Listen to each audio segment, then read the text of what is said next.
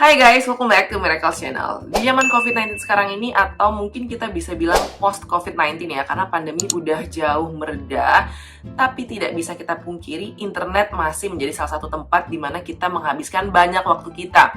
Nah, internet sendiri ini seperti pisau bermata dua. Jadi bisa satu sisi dia negatif. Misalnya kita gunakan untuk scroll TikTok ya. Tapi tiba-tiba udah 3 jam aja nih gue scroll TikTok, padahal ada pekerjaan yang harus diselesaikan gitu. Atau sisi satu lagi, dia bisa menjadi hal yang positif. Misalnya kita gunakan untuk mencari uang tambahan atau penghasilan secara online dari internet. Dari situ gue terinspirasi untuk membuat video seperti judulnya, 5 cara menghasilkan uang tambahan secara online. Ini cocok banget buat teman-teman yang udah punya penghasilan ya, yang udah punya pekerjaan tapi mau mencari side job atau penghasilan tambahan. Tanpa berlama-lama langsung aja kita bahas dari yang nomor pertama. Yang pertama, menawarkan jasa desain grafis. Buat teman-teman yang mahir ngedesain, ini bisa banget buat jadi peluang ya. Contohnya, teman-teman menawarkan jasa untuk desain, brand design di sosial media, atau membuat bumper video, atau media iklan, poster, dan lain sebagainya. Modalnya juga cukup sederhana. Pertama, butuh PC atau laptop, ya kan? Yang kedua, butuh aplikasi desain pastinya. Dan kayaknya sekarang udah banyak yang gratis juga. Lalu yang ketiga yang paling penting juga adalah waktu. Kalau misalkan teman-teman udah punya pekerjaan yang tetap ya, harus cari waktu luang untuk ya melakukan desain tersebut. Nantinya hasil-hasil desain ini juga bisa jadi portofolio yang bagus untuk lo ngelamar kerja. Dan by the way, nggak harus anak DKV lo guys yang bisa menawarkan jasa desain grafis ya. Sekarang banyak banget kursus online yang gratis maupun berbayar, tapi ya lumayan terjangkau untuk lo bisa belajar mendesain dan menambah soft skill baru tentunya. Yang kedua, menjadi penulis lepas. Di era serba internet sekarang ini, demand menjadi penulis itu sebenarnya cukup tinggi ya, karena brand maupun perusahaan banyak banget memarketkan atau memasarkan produknya secara online. Nah, kalau menjadi penulis, lo bisa menulis artikel atau menulis caption di media sosial official dari brand atau perusahaan tersebut. Biasanya lo akan dibayar per artikel atau per tulisan ataupun per jangka waktu tertentu. Nah, skills yang dibutuhkan sebenarnya ya lo harus jago menulis dengan rapih dan menarik ya, sesuai dengan ejaan bahasa Indonesia yang tepat. Yang kedua, lo harus memahami maunya klien itu bagaimana. Jadi biasanya mereka akan kasih tema, terus lo dengan kreativitas lo menulis semenarik mungkin ya, dan juga harus sesuai dengan maunya klien biar tulisan lo nanti bisa cepet di-approve dan ya lo akan mendapatkan bayaran sesuai apa yang lo tulis. Kalau misalkan belum pede menulis dan pengen belajar, bisa banget dari baca-baca banyak artikel, baca caption di Instagram dan lain sebagainya, dan juga nonton video tips menulis gitu atau ikut kursusnya sekalian. Yang ketiga adalah menjadi reseller. Nah, nggak seperti cara pertama dan cara kedua tadi yang butuh skill tertentu.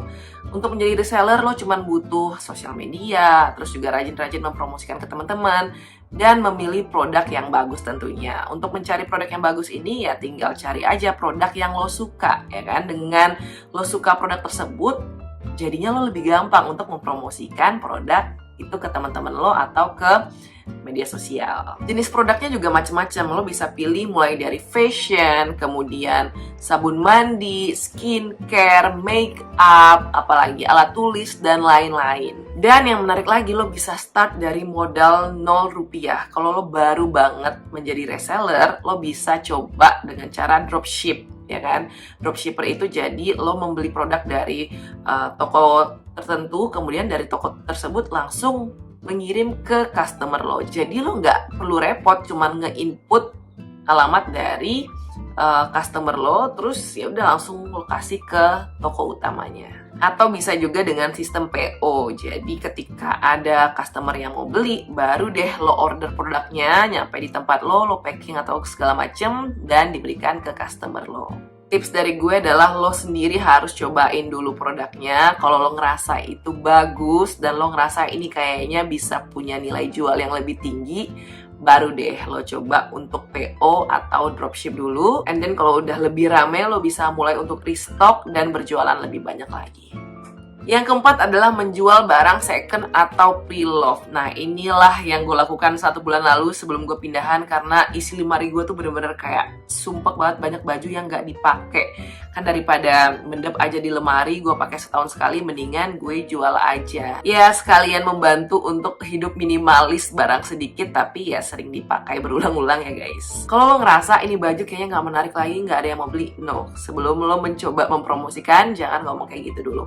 Tips dari gue adalah lo coba strategi bundle. Jadi ada 3 kaos, lo gabungin jadi satu produk, dan lo bisa kasih harga yang misalkan 30.000 atau 50.000. Mungkin itu bisa menjadi salah satu hal yang bikin customer lebih tertarik sama produk yang lo jual. Selain baju atau pakaian, banyak juga hal-hal lain yang bisa dijual guys, seperti buku yang likely gak bakalan lo baca lagi, atau skincare, make up, atau sesimpel perabotan-perabotan di kosan atau di dalam rumah lo kayak meja portable, hair dryer, dan lain-lain. The last but not least, nomor 5 adalah membuka toko online. Nah, kalau sebelumnya kita bahas tentang reseller, sekarang kita bahas benar-benar toko dengan brand lo sendiri. Contoh misalnya lo hobi masak atau baking cookies, dan teman-teman lo bilang cookies lo enak.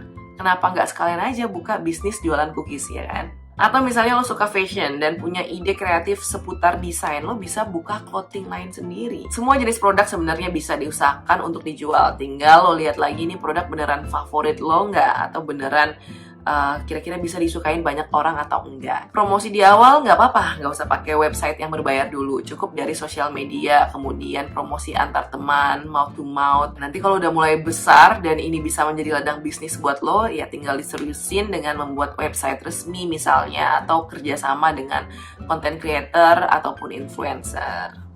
Nah, kalau mau mulai membuka toko online yang lebih serius, misalkan mulai dari nyetok barang-barang yang akan dijual, hire karyawan, kemudian hire jasa desain, packaging, dan sekarang yang lagi rame adalah pasang ads atau iklan di sosial media seperti Instagram dan TikTok. Hal tersebut tentunya butuh modal atau biaya awal yang harus dikeluarkan. Buat yang kesulitan perkara modal, sekarang banyak banget jasa pinjaman atau kredit dengan bunga rendah yang bisa kita gunakan. Tapi hati-hati ya guys, jangan ketipu sama pinjol-pinjol yang biasanya nge-SMS kita out of nowhere, nggak tahu juga dapat nomor kita dari mana ya. Saran gue, ajuin aja pinjaman KTA atau kredit tanpa agunan yang terpercaya seperti Digibank KTA dari Digibank by DBS. Caranya gampang guys, dengan sentuhan jari aja lo bisa apply dari mana aja lewat aplikasi Digibank by DBS. Apa sih kelebihan Digibank KTA ini dibandingkan pinjaman lain? Yang pertama, approvalnya cepat dalam waktu 60 detik. Merem bentar aja, udah di-approve. Yang kedua, tanpa dokumen fisik, tanpa berkas-berkas, jadi nggak ribet, cuma butuh IKTP dan NPWP aja.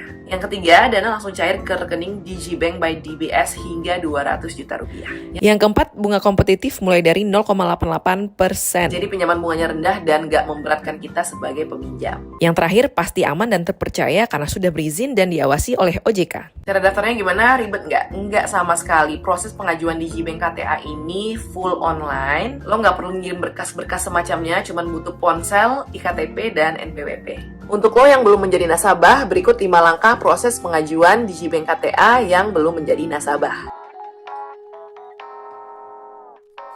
Untuk yang sudah menjadi nasabah, berikut pengajuan Digibank KTA yang sudah menjadi nasabah.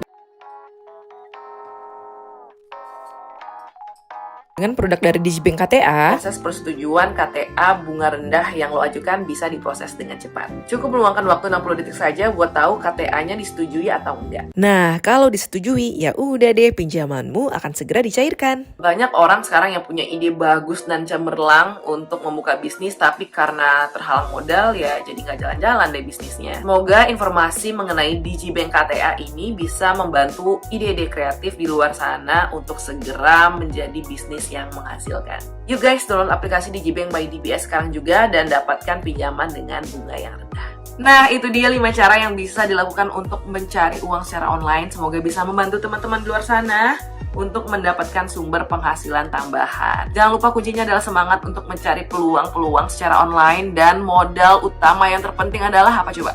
Pede alias percaya diri. Kalau misalkan kita nggak pede, kita underestimate diri kita, akhirnya kita juga nggak berani untuk mencoba hal baru. Tapi kalau kita bisa pede, kita berani mencoba hal baru, kita bisa membuka bisnis baru, menyalurkan ide-ide kreatif kita menjadi sesuatu yang terrealisasikan. Akhirnya kita bisa menjadi individu yang maju dan berkembang. Semangat guys untuk apapun itu, dan see you on my next video. Bye!